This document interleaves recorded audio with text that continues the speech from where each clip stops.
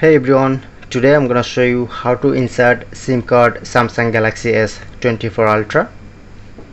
So do that. Open this.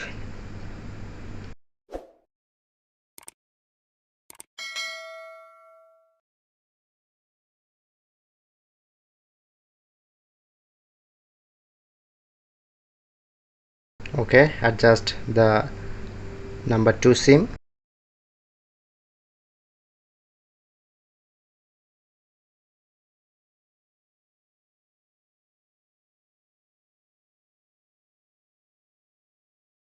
Okay, look here. To enable 2 SIM, or go to phone settings.